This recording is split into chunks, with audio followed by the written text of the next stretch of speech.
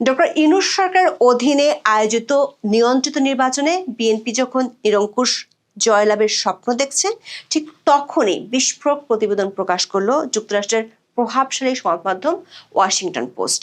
একটি ফাঁস হওয়া অডিওর বরাত দিয়ে পত্রিকাটি লিখেছে, বাংলাদেশে জামাতের সরকার প্রতিষ্ঠা সম্ভাবনা দেখছে ঢাকার যুক্তরাষ্ট্র দূতাবাস।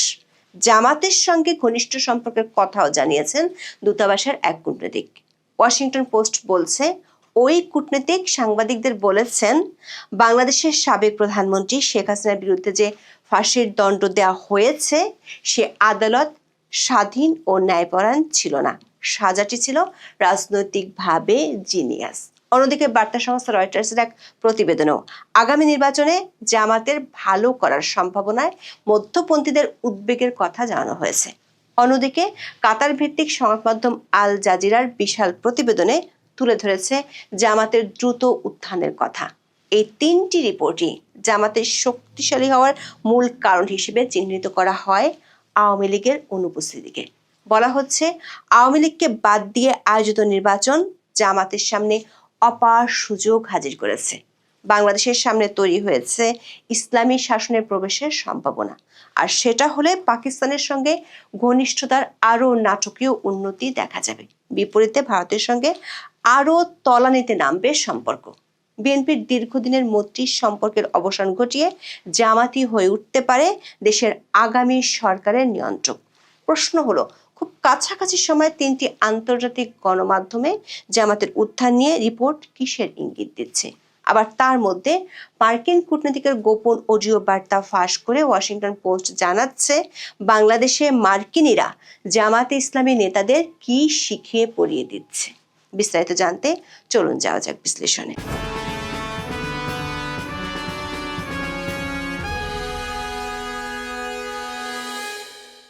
দর্শক, 20শে জানুয়ারি আমাদের প্রচারিত কন্টেন্টের শিরোনাম ছিল তারেক রহমানের কপালে চিন্তার ভাঁজ, ক্ষমতার স্বপ্ন কি ফিকে হচ্ছে। সেখানে আমরা জানিয়েছিলাম, যে কোনো মূল্যে নির্বাচনের দাবিতে অনড় বিএনপির কপালের ভাঁজ ধীরে ধীরে বাড়ছে। একতরফা নির্বাচনে নিশ্চিত জয়ের স্বপ্ন ফিকে হতে শুরু করেছে। তফসিল ঘোষণার পর থেকে একের পর এক হাজির হচ্ছে কঠিন কঠিন বাস্তবতা। একসময় পরম মিত্র জামাতের বহুমুখী কৌশল দুশ্চিন্তা বাড়িয়ে চলছে। ঠিক সেই কথারই পুনরাবৃত্তি দেখা গেল ওয়াশিংটন পোস্ট, রয়টার্স এবং আল জাজিরায় প্রকাশিত তিনটি প্রতিবেদনে। এগুলোতে দাবি করা হয়েছে, আগামী 12ই ফেব্রুয়ারি যে নির্বাচন হওয়ার কথা সেটি বিএনপির জন্য অতটা সহজ নাও হতে পারে। এমনকি দলটির সব হিসাব নিকাশ উল্টো দিয়ে ঘুরে যেতে পারে জামাতের ভাগ্য। সবচেয়ে ভয়াবহ তথ্য প্রকাশ করেছে যুক্তরাষ্ট্রের প্রভাবশালী সংবাদ মাধ্যম ওয়াশিংটন পোস্ট। ঢাকার যুক্তরাষ্ট্র দূতাবাসের এক কর্মকর্তার কথোপকথনের অডিওর ভিত্তিতে তারা বলছে, আগামীতে জামাতকে ক্ষমতায় দেখতে চায় ওয়াশিংটন। এজন্য তারা দলটির সঙ্গে কয়েক মাস ধরেই ঘনিষ্ঠতা বাড়িয়ে চলেছে। ওয়াশিংটন পোস্টের হাতে আসা ওই অডিওতে শোনা যায়, আগামী মাসের নির্বাচনে বাংলাদেশের সবচেয়ে বড় ইসলামপন্থী দলটি তাদের ইতিহাসের সেরা ফল পেতে পারে। বিষয়টিকে যুক্তরাষ্ট্র দূতাবাসও নানাভাবে সহায়তা দিচ্ছে। জামাতের নেতৃত্বে সম্ভাব্য সরকারের সঙ্গে কাজ করতেও তারা আগ্রহী। প্রতিবেদনে বলা হয়, 1 ডিসেম্বর ঢাকায় বাংলাদেশের কয়েকজন নারী সাংবাদিকের সঙ্গে যুক্তরাষ্ট্র দূতাবাসের এক কর্মকর্তা রুদ্ধদ্বার বৈঠক করেন। সে সময়কার কথাবার্তার অডিও রেকর্ড পায় ওয়াশিংটন পোস্ট।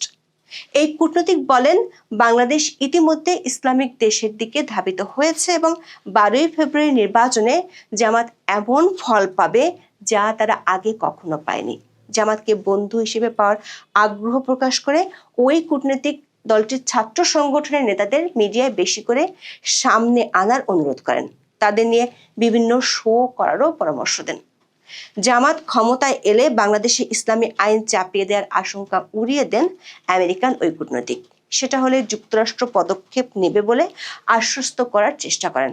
বলেন, জামাত শরিয়া চাপিয়ে দিতে পারবে বলে তিনি একেবারেই বিশ্বাস করেন না, কারণ তাহলে যুক্তরাষ্ট্র পরদিনই তাদের উপর 100% শুল্ক আরোপ করবে।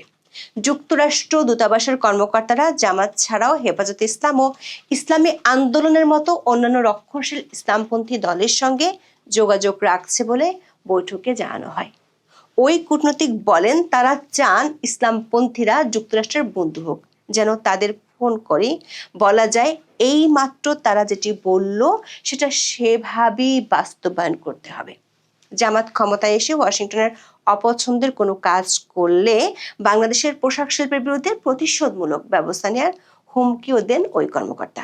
বলেন, বাংলাদেশের রপ্তানির 20% যুক্তরাষ্ট্রের পোশাক চেইন ও ব্র্যান্ডগুলোর উপর নির্ভরশীল।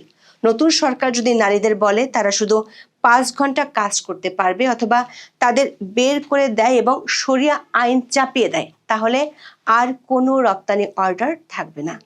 আর অর্ডার না থাকলে বাংলাদেশের অর্থনীতিও ধসে পড়বে। জামাত এ ধরনের কোনো কাজ করবে না দাবি করে মার্কিন ওই কূটনীতিক বলেন কি করতে হবে সেটা যুক্তরাষ্ট্র খুব পরিষ্কারভাবে জামাতের নেতাদের জানিয়ে দেবে। বৈঠকের বিষয়টি ওয়াশিংটন পোস্টের কাছে স্বীকার করেন ঢাকায় আমেরিকান দূতাবাসের মুখপাত্র মনিকা সাই।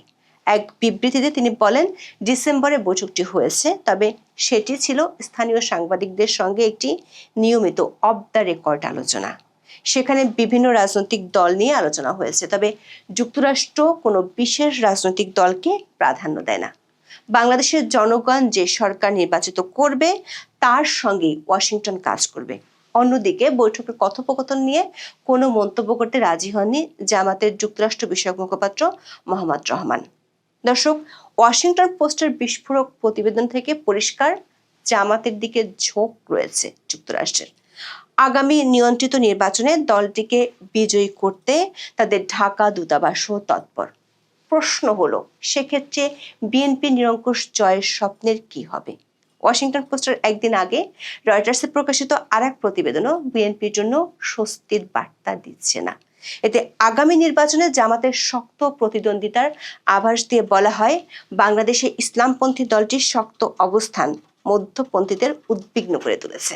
রয়টার্স বলছে, স্বাধীনতার বিরোধিতা করার কারণে জামাত দীর্ঘদিন ধরে নিন্দিত ছিল, তবে 1 দশকেরও বেশি সময় ধরে নির্বাচনী রাজনীতি থেকে নিষিদ্ধ থাকা দলটি এখন নতুনভাবে সংগঠিত হয়েছে। তারা আগামী মাসের সংসদ নির্বাচনকে সামনে রেখে নতুন সমর্থকদের মনোযোগ আকর্ষণ করছে। এটি মধ্যপন্থী ও সংখ্যালঘু সম্প্রদায়কে উদ্বিগ্ন করে তুলছে। যুক্তরাষ্ট্র ভিত্তিক ইন্টারন্যাশনাল রিপাবলিকান ইনস্টিটিউটের ডিসেম্বরের এক জনমত জরিপে জামাতকে সবচেয়ে পছন্দের দল হিসেবে দেখা গেছে। দলটি 12 ফেব্রুয়ারি নির্বাচনে জয় পেতে বিএনপির সঙ্গে হাড্ডাহাড্ডি লড়াই করতে পারে বলেও পূর্বাভাস দেওয়া হয়েছে।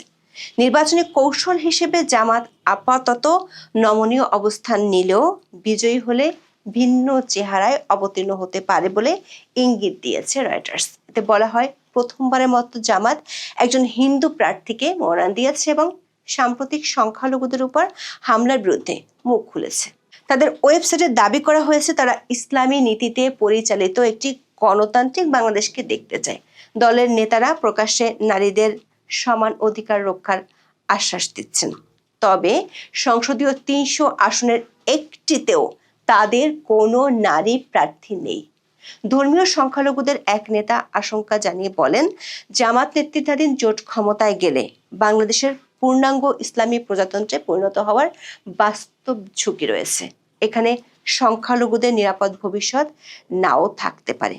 কাতার ভিত্তিক আল জাজিরার বিশাল এক প্রতিবেদনেও এসেছে জামাতের জয়ের সম্ভাবনা। বলা হয়, নিজেদের বিতর্কিত ইতিহাসে এই প্রথম ইসলামপন্থী দলটি একটি শক্ত জোটের নেতৃত্ব দিয়ে ক্ষমতা দখলের বাস্তব সুযোগ পাচ্ছে।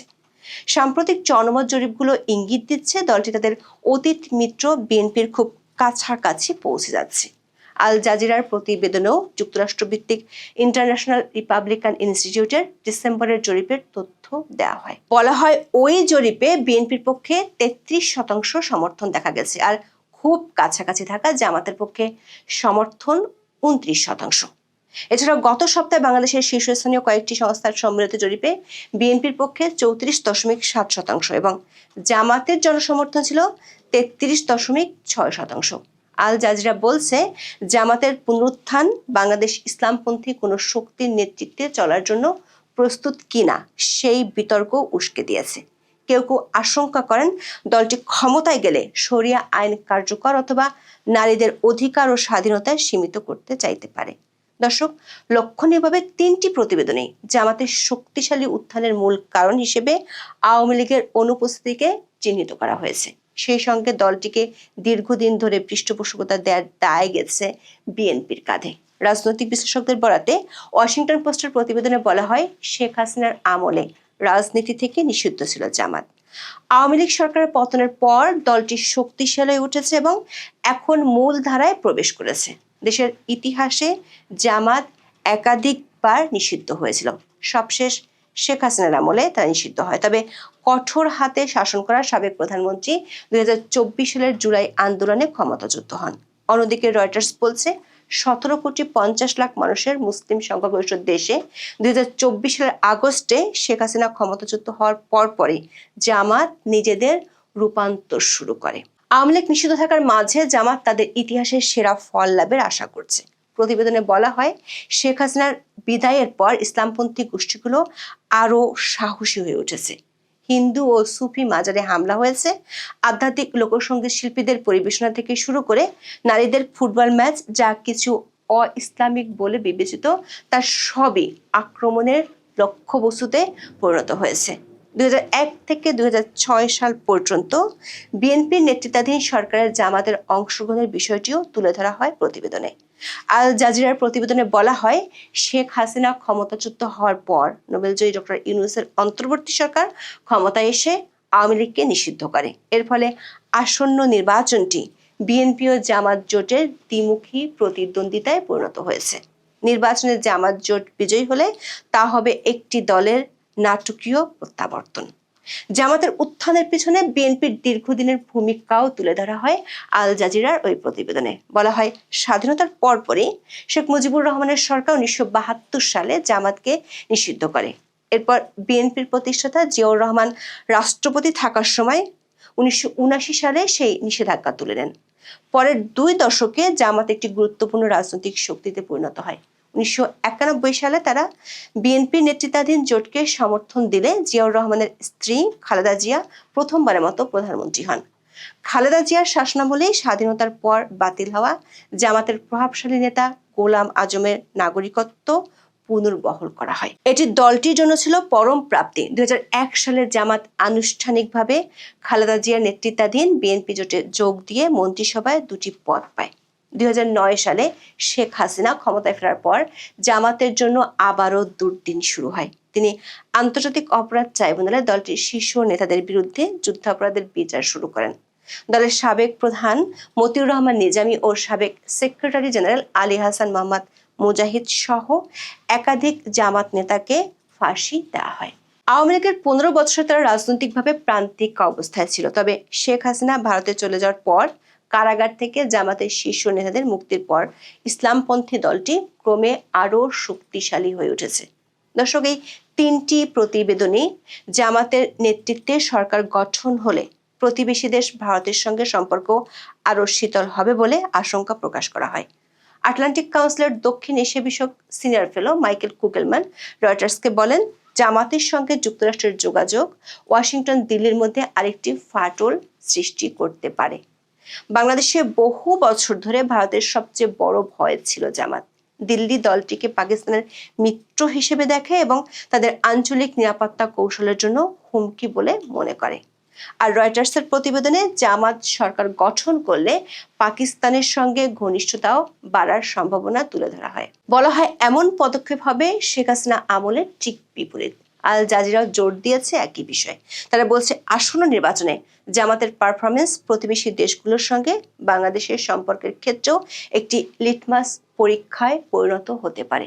ইন্টারন্যাশনাল ক্রাইসিস গ্রুপের বাংলাদেশ ও মিয়ানমার বিষয়ক জ্যেষ্ঠ পরামর্শক থমাস কিয়ান মনে করেন, নির্বাচনের পর ভারত একটি পুনর্গঠন চায়। তবে বিএনপির পরিবর্তে জামাত ক্ষমতায় গেলে সেটি কঠিন হয়ে পড়বে। দর্শক, প্রায় একই সময় একযোগে 3টি প্রভাবশালী আন্তর্জাতিক মিডিয়া এবং সংবাদ সংস্থার 3টি প্রতিবেদনের তথ্য খুবই তাৎপর্যপূর্ণ। বিশেষ করে জামাতের প্রতি সরাসরি আমেরিকান সমর্থনের তথ্য নতুন উদ্বেগে ফেলবে বিএনপিকে। সেই সঙ্গে দেশের সামনের রাজনীতি নিয়ে পাওয়া যাচ্ছে বহুমুখী অপ্রত্যাশিত মেরুকরণের ইঙ্গিত। প্রশ্ন হলো, 12ই ফেব্রুয়ারি নির্বাচন কোন পথে ঠেলে দিচ্ছে বাংলাদেশকে? এখন এ পর্যন্ত। সবাই ভালো থাকুন, সুস্থ থাকুন, নিরাপদে থাকুন। দেখা হবে আগামী পর্বে।